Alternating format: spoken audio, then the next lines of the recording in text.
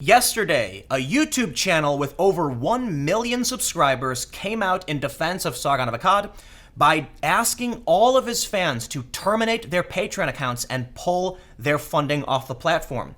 His video is titled "Banned by Patreon, Let the Witch Hunt Begin." This is from Wrangler Star on YouTube, who, it's my understanding, he makes workshop videos, nothing too political. The backlash from major creators is continuing, and it just spells more bad news from Patreon. It would seem like the decision made by Patreon's trust and safety team is causing massive damage to their company. They may not be losing tons of money, they may still be maintaining a lot of income, but there is certainly PR damage, and they are losing many subscribers. Now, this is where it gets really interesting. YouTuber Law, a channel on YouTube who talks about legal issues pertaining to technology and YouTube, said this could potentially be an antitrust violation. Subscribestar is a competitor to Patreon. Most of us that are involved in this, we kind of moved over. Even Jordan Peterson created an account and announced it. Shortly after, PayPal and Stripe terminated their agreements with Subscribestar, causing damage to that business. And this is where it gets strange. Why would they do it? There doesn't seem to be a practical business reason to terminate a competitor to Patreon. PayPal works with Patreon. Patreon made a bad move, and Patreon was losing business to a competitor. So in response, PayPal terminates, and Stripe terminate their agreement with Subscribestar. Now, there's no evidence of any collusion or anything like that necessarily. There's no evidence of any laws being broken, and it might not actually be a violation of the law. But today, I spoke with YouTuber Law about the issue, and we kind of break down why this doesn't seem to be just, I guess it's called a parallel action. I'm not the lawyer, but YouTuber Law certainly is the expert, and this sounds like it may be collusion. There may be some action here, especially when you consider the woman on the trust and safety team, who apparently made the decision, or at least a public statement about Sargon, actually used to work for PayPal. But before we get started, please head over to timcast.com/donate if you'd like to support my work. There is, interestingly enough, a PayPal option for monthly donations. I accept cryptocurrency as well as physical objects at my P.O. box. There is even a shop where you can buy clothing that I've actually designed. But now let's jump into the interview with YouTuber Law. Hi, my name is Lior Lesser. I'm an attorney. I represent normally tech companies, usually startups, and I have a YouTube channel called YouTuber Law where I go over a variety of legal issues. There's a video that's being shared where you said Patreon and PayPal together with what happened to Subscribestar is potentially an antitrust or a trust violation or something.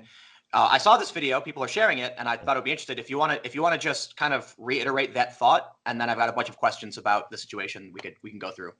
Right. So the topic of deplatforming people is not new. We've spoken about it on my channel many, many times. I've held many live streams about it, and not everybody has necessarily been satisfied with the answers I give, largely because the way I saw it, a lot of times you see companies acting in parallel. Legally, that does not mean that there is any sort of collusion, anything that would give rise to antitrust violation. And we've gone through, there's a lot of different potential causes of action when you deplatform people. And I usually have gone through many, many of them, including in the latest one in Sargon, and say why they're really, I haven't seen any evidence that would trigger any of those causes of action, including antitrust, largely because in law, you have a thing called conscious parallelism, where two competitors might be doing the same thing.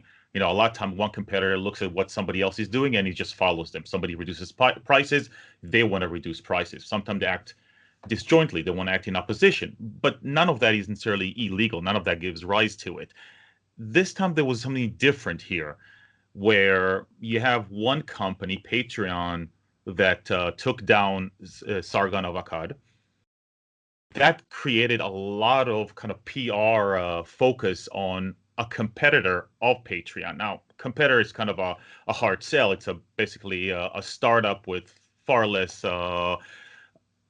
clients and patrons and money flowing through them. Nonetheless, they received so much PR attention that within days, you saw PayPal basically kill them.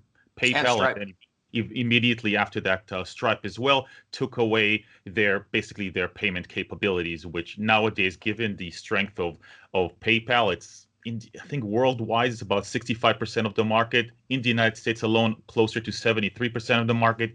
You add to it Stripe, that's pretty much the entire market.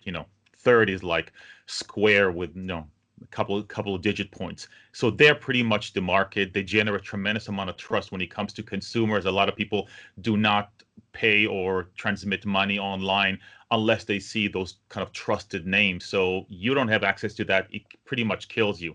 Now, we've seen that kind of action before where a payment processor may want to take away, like PayPal or Stripe wants to take away payment capability from a site, and that pretty much kills the site.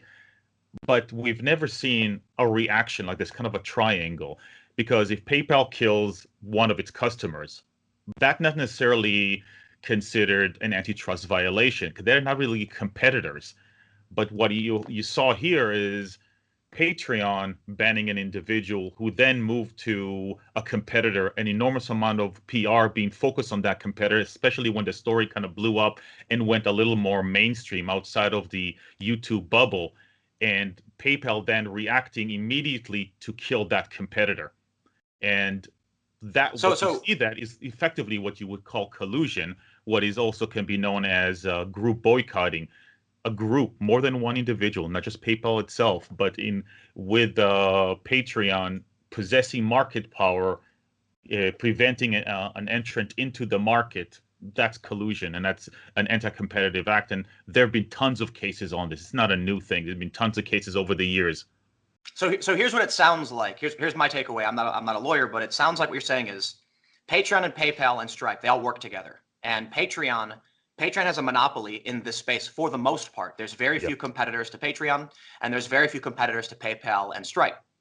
When Patreon made an error, it caused, and the reason I say it's an error is because it caused an exodus from their platform. Many people are canceling, and they started joining a competitor Patreon.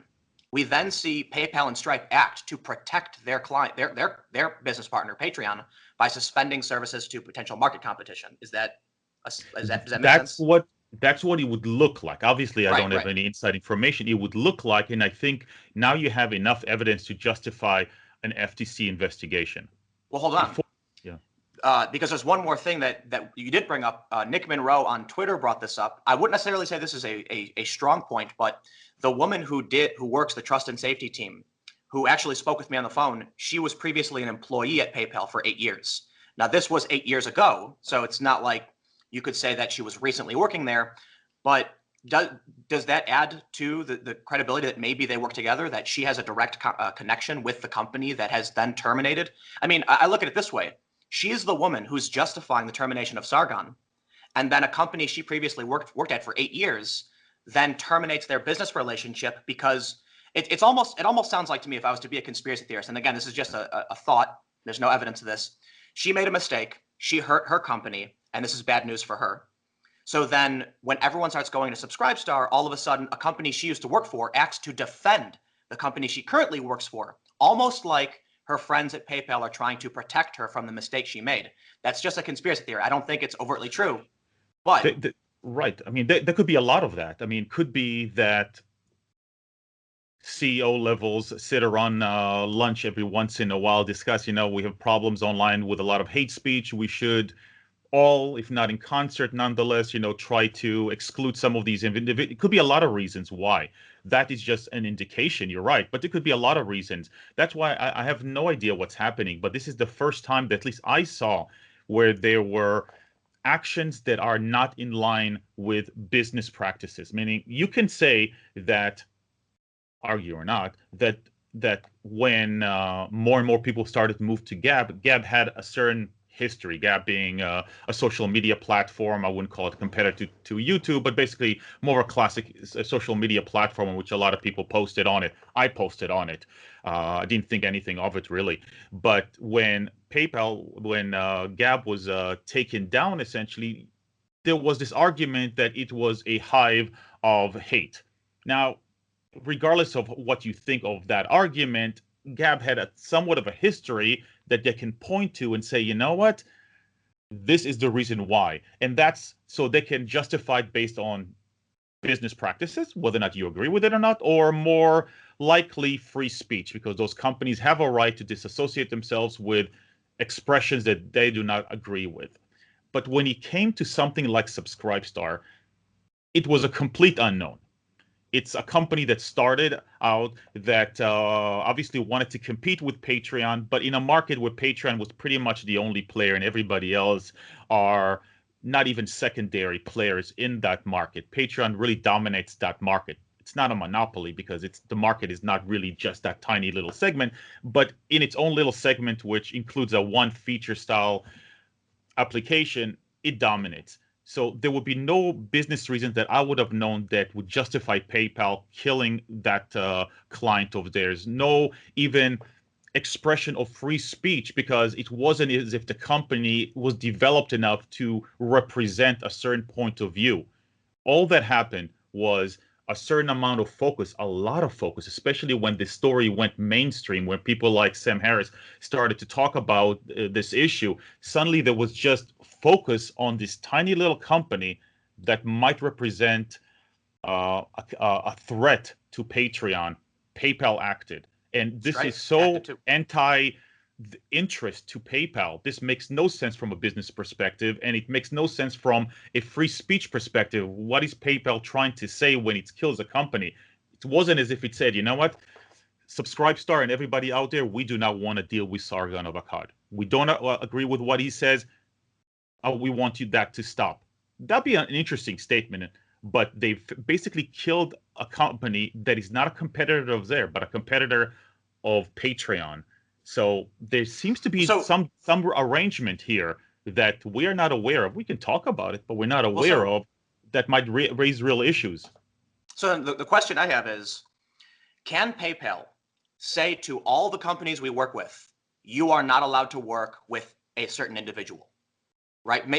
What if PayPal went to Patreon and said, we want you to ban these 3 people and you can never work with them again? And then are they allowed to do that? That's difficult. Now, normally, any other company could. If Square did that, I would see no real issue in it. Even if Stripe did that, because they are less than 20% of the market at the best. PayPal being a virtual monopoly, not monopoly in terms of market share, but they have an enormous amount of power, especially within the United States alone, a massive amount of market power. Their ability to exclude somebody down the line is subject to antitrust violation. Now, there's 2 things that can trip them up, because it's not an absolute. It's freedom of speech. Is this a question of speaking based on their own expression of what they think is appropriate or not? Or is this basically a commercial endeavor to try to hold down competition? Because there is no absolute. There's no absolute here. Let me stop you right here, because I think you brought up something really interesting that is going to bring us to another question I have. If it is an issue of speech, right? They said we don't want to be associated with Sargon. I actually have a list and evidence of other much larger and more famous podcasts who have said things, overt racial slurs for minutes on end. There's a podcast where they do. There's one podcast where they made jokes about Asian people eating their pets and did a mock Asian voice, like really racist stereotype, mocking Asian culture directly. And so then I have to wonder, if it was an issue of PayPal saying to Patreon, we don't want to be associated with this person's speech and we don't want to be the processor for them, you have to get rid of them. The reason I don't see that making sense is because Patreon has much more famous in the top 15, the top 20 podcasts that are known. There's news articles I've pulled up where they say this podcast is known for extremely offensive racist comments. So if that's true, that they are more prominent, more famous, and more talked about in the media, that's contradictory to the idea that they oppose the speech of Sargon, right? In which case, go ahead. I think you're correct. I think that until now, there's always this argument that we're taking down one at a time. We'll get to everybody. That could be an argument. Now that it's central, like why did you take down a company? Suddenly, all of this is suddenly evidence. Well, if this is really speech, well, you really haven't shown that across your entire platform. So why is this unique? Why is this speech where identical things or far worse things are not speech? So suddenly things that would have been interesting but not enough to build a case suddenly become very important to the entire argument. It really sounds to me like my conspiracy theory that if I was a betting man, I'm not saying this is true, and by no means. It just feels like This woman, they're in Silicon Valley. They've got friends at these companies. She screwed up. Patreon is bleeding. There's a YouTuber who has over 1 million subscribers who made a video saying, I want all of you to cancel your Patreon accounts. Sam Harris canceled his Patreon account. The fifth biggest account, Sword and Scale, nothing to do with politics, a crime podcast, said, we are looking to pull off the platform as soon as possible. This means the woman who made this decision is in trouble. She's in trouble. She used to work at PayPal. All of a sudden, PayPal starts acting in her personal interest by banning Subscribestar, which no one knows about. The only prominent person on Subscribestar was this tech blogger, Naomi Wu. She's a Chinese. Her name's Naomi Wu. She makes technology videos. Right. And I understand what you're right. The Gab thing's interesting because there was a lot of press about Gab hosting these extremist views, whether that's your position or not. And so I understand PayPal saying, look, Gab is its platform, but Subscribestar had nothing. They actually had, I think, like 4 or 5 people on the platform. Naomi Wu made a video saying, why are they doing this to me when no one else is on the platform? And it's interesting. Now, one of the other really interesting things about this is that an article came out from the Daily Beast where they called Sargon of Akkad right-wing. And if that's your opinion, fine. I understand that. But typically, they called you too, right? They haven't called me right-wing, though activists certainly try to, smear me that way. I'm actually omitted from most of these stories. They don't talk about me, probably because my political opinions, which I do espouse, are pretty left-wing, so they ignore me.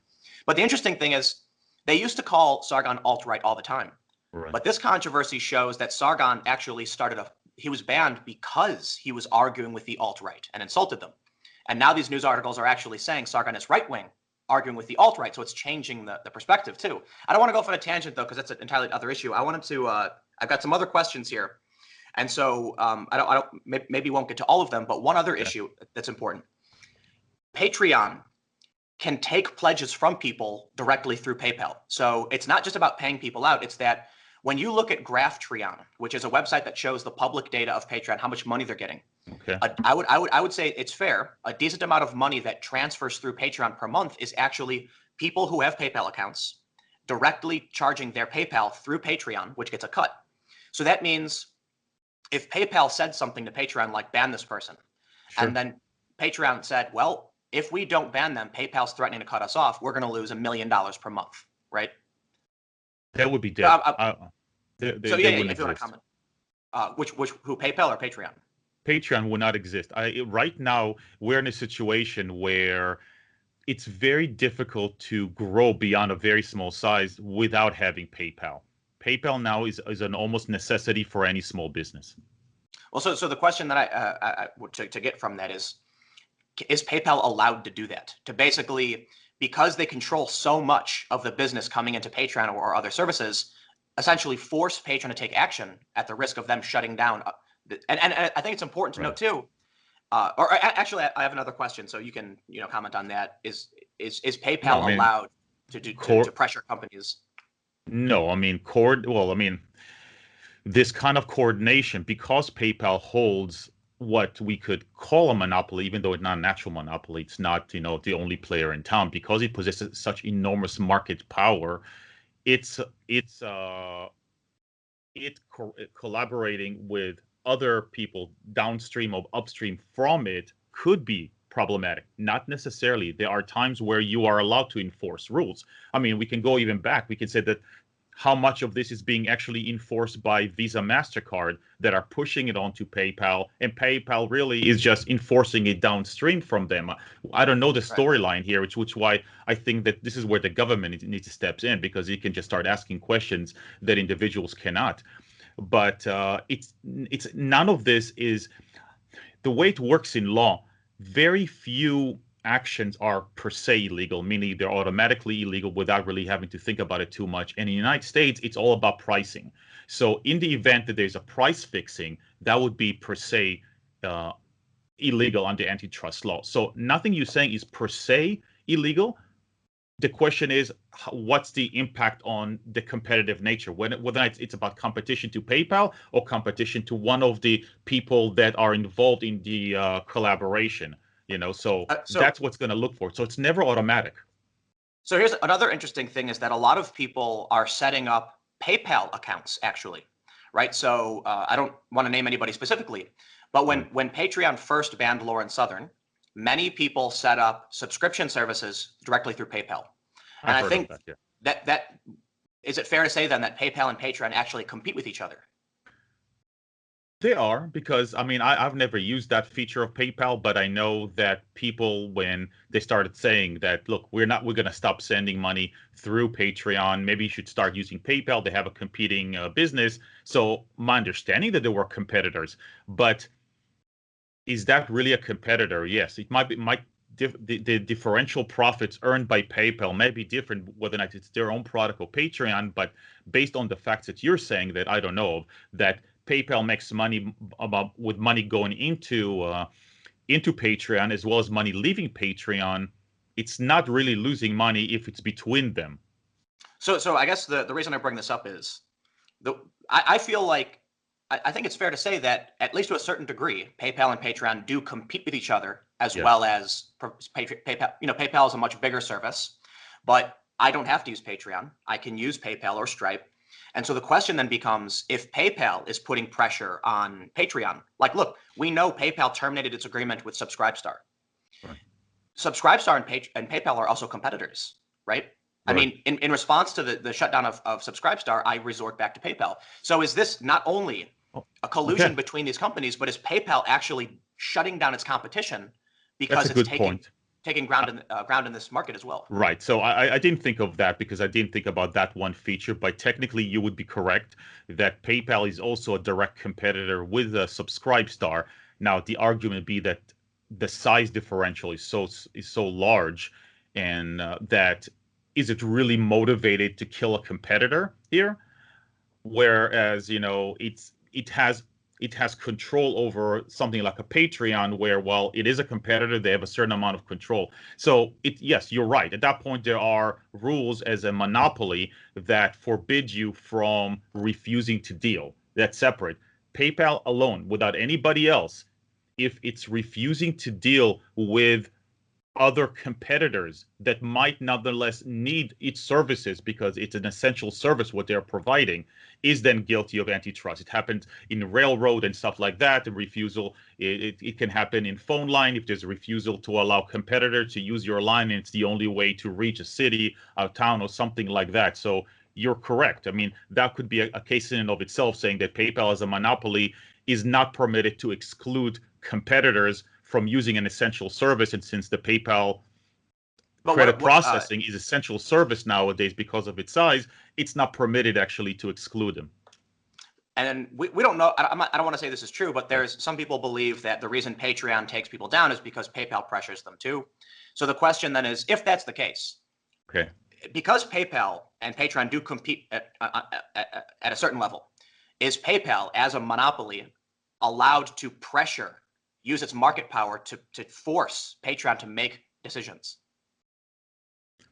Arguably, yes. It's none of this is per se unless it's a price violation. So, like I said, you'd have to see the purpose and what actually happens before you could say it's illegal. So, if it's anti-competitive, it's impacting prices, it's killing off competitions, anything anti-competitive then would be illegal. But it's not per se. So you can't just say pressuring them alone is not illegal. The question is, what's the impact and purpose? I guess you could theoretically argue that PayPal is giving up a piece of its market share to Patreon by supporting them, right? In which case, kind of goes the other direction. You see what I'm saying? Like, I agree. Yeah. So I think we've basically hit the nail on the head. I guess I have one more question outside of any of this. Someone brought up an interesting point in a comment thread about Gab, and they said Google Play removed Gab from the store. Right. But Google as a company is in the social media space. Is Right. that a similar function if Google has an interest to remove its competition? Well, the answer is yes. Now, there's a problem there, but you always have to go back to the concept of free speech, that these companies in and of themselves have free speech rights similar to you and I. A lot of people don't like the idea that corporations do, but we have about 200 years of worth of history that say that those corporations have. And it's not an excuse, but these companies do have a right sometime based on specific things, saying we do not want to deal with people espousing certain ideas or allowing those kind of ideas. So up until now, we saw those stories, but the way it works in court, a lot of those kind of cases don't make it far at all. Basically, the lower level judges dismiss them very quickly, saying this is a free speech argument, and these companies, even though they have monopoly rights, are entitled to not work because these other companies are very expressive through their actions. The kind of people they bring in, the kind of let's say content creators in this case, that they are relying on their platform. So Google is permitted. So you would see the problem. The question is, could you really make a case out of it? That's why this is somewhat different, because you see action that's not in line directly. You don't have to argue that Subscribestar is a competitor of PayPal. It just doesn't make sense in and of itself. Why would you kill that company? Trust me, Subscribestar is not a threat to PayPal. Well, I guess the main argument I've heard is that PayPal simply says no Sargon, and so Patreon says okay. And Subscribestar said, no way, we're not going to ban him. So PayPal said, we're not going to service your business. But the reason that's the main argument I've heard from people. Well, maybe it's just PayPal saying we don't want Sargon. But if that were true, I believe it would show it's not a speech issue, in that PayPal is still servicing much more egregious accounts who make more money, right? So, well, I'll put it this way. I don't think it has anything to do with the views of Sargon. Just because there are some top podcasts bringing in 50 to 100K per month who regularly use racial slurs to an extreme degree, and I've got the evidence. It's and I know for a fact Patreon knows about this. For some, I don't want to get into the specifics because it will lead people to realize which podcast I'm talking about. But Patreon is fully aware of the things espoused by these platforms for public media reasons. These things have been talked about. It sounds to me then that PayPal doesn't care what Sargon says. They just don't like him personally, or Patreon. I don't want to blame PayPal. We don't know. We don't know PayPal has any involvement whatsoever in what happened with the banning of Sargon. We do know they deplatformed Subscribestar, but it sounds like Patreon specifically targeted Sargon of Akkad, and they allow these other more egregious channels to function with no problem. So it sounds personal, actually. I mean, I think that's the reason why this case went a lot more mainstream than I even expected. When people were asking me originally, I thought this will be one of those YouTube bubble kind of issues where people that are followers of Sargon will be very angry, but will not spread out. But especially with the statement made by Sam Harris, I think this is going mainstream, and that's what made a difference here. This was unexpected. They knew they're going to suffer, where a certain population will be angry with them. And then PayPal reacted by shutting off that. I mean, to me, it seems coordination. It seems but at least there's evidence here that it would require an investigation.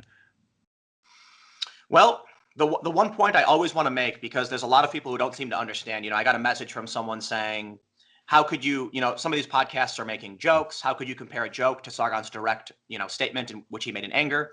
And I said, look, I don't agree with what Sargon said. I don't like that he said it. I understand the context of what he was trying to do. It's very similar to what Sarah Jong did at the New York Times. When she made all of these anti-white statements, they said she's using the language of her harassers. That's what Sargon did. I don't agree with either of it. But the issue is, nowhere in the terms of service does it say Sargon wasn't allowed to do these things on obscure random live streams where he was defending himself from, a harassment campaign. It's not in the rules. What they've basically said to me, Jack Conte said he understands the rules aren't clear. So now they know it was a seemingly unclear or arbitrary enforcement. The main issue here is, if Patreon is enforcing rules they've never written down and never expressed to us, it's not a safe place for a business. That's the last point I want to make. And then I want to just ask you if you have any final thoughts, any other things you want to add before we wrap up here. I'm in agreement with you, first of all, about the Patreon terms. They are some of the worst terms I've read. It's kind of like a rabbit hole where you have to click. They tried to simplify it, but in simplifying it, they made it more confusing. And you have to keep clicking, read more to get down to the very bottom to really understand what's going on. And if you read everything in context, you realize they can do anything, whatever you do on and off. It's really not relevant. So it's not There's really no rules. They can just, when you say anything can happen, there are no rules. And the way the courts enforce that, you have to understand right now. If I have a simple terms of service that say I can terminate you for any and all reason, blank statement, that's enforceable. You can say, well, there's no rules then. You're right. But that's still an enforceable provision. People tried to argue it. They did it in the Jared Taylor case in California. That went absolutely nowhere. The circuit court, the appeal court threw it out. the courts enforce that idea. That can only be changed really through legislature. It's not going to happen through the court system here. But let me just say that people have asked me in the live stream, what's my political leanings? Well, I really have zero because I care very little about politics personally. I'm politically unaffiliated. I don't belong to any party. I don't follow anybody. Yours is the closest channel that I follow to anything political. I don't really have anybody else. I used to follow Sam Harris. That was more philosophical and than anything else. It's probably just because I had you on the show. I had you on the channel last year, whatever. Right. But I in my defense, I listened to you before that. I was probably before that date. Hey, just my little defense there. But you're pretty much the only one. Politics don't interest me here. So people ask, so what, from all the stuff we're talking about, what is that interest? You said free speech, right? That's the one thing I don't care. I don't follow Sargon. I know a little bit about him because I follow a different case, the one he has against Akilah Hughes. So I've watched some of his videos in preparation for those. But otherwise, I don't follow it because the topics don't interest me personally. It's not something I care about. None of that really matters.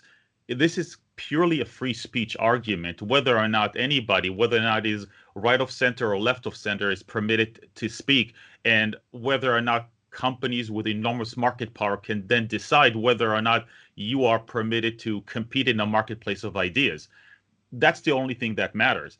And that's why literally I went, there was a live stream, it was like 2.5 hours, and I shut it down, and I said back, and I'm thinking, why didn't anybody ask me if I think of myself as a hypocrite here, right? If I'm talking about free speech, if I'm saying that Patreon is doing something wrong here, why am I still, as I'm speaking, there's a little thing at the bottom that pops up and says, thank you for supporting me on Patreon. And I said, that is hypocritical here at the end of the day.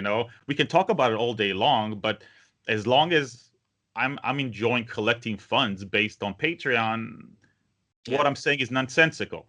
That's what it comes down to. I've learned by now in social media that while it's good to respond to people, it's just as good sometimes to completely avoid reading comments as well.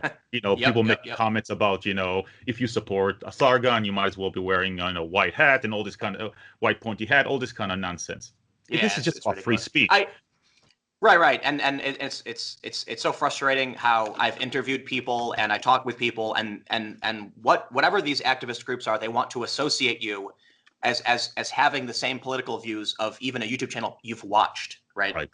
It's ridiculous. But I guess just final question. I know I was going to wrap up before, but do you think anything's going to come of this legally? It's only if it continues to go mainstream. That's the really thing. If it stays, if this ends with Sam Harris and it doesn't grow beyond that, then probably not. Patreon will take the loss, but it has a pretty much of a protected monopoly within its marketplace thanks to Stripe and to PayPal. So it will you'll get its money back over time, and time will move on. But if this catches on and more people like Sam Harris actually follow up, or if larger people, podcasters and YouTubers actually speak about it, it's basically unspoken about. Outside of channels that deal in politics and law, maybe some philosophical discussion, nobody. Well, no, there's a guy. His name is Wrangler Star, I believe. I could be wrong. I've never heard of him, and he makes like workshop videos. I went to his channel to see what kind of videos he made, and he's doing like power sanders or something. He made a video completely off of his channel's topic saying, everyone go and terminate your accounts right now. Because, so it is. To me, it's not necessarily about Sargon. It's about the fact that Patreon lied to me personally. They gave us all these assurances last year that aren't true.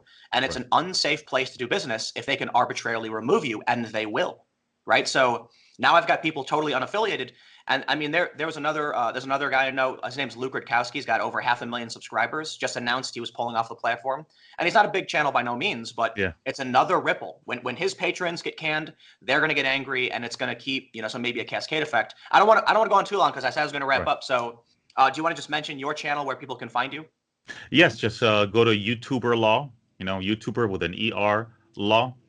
And now do about 3 videos a week and a live stream every Tuesday night.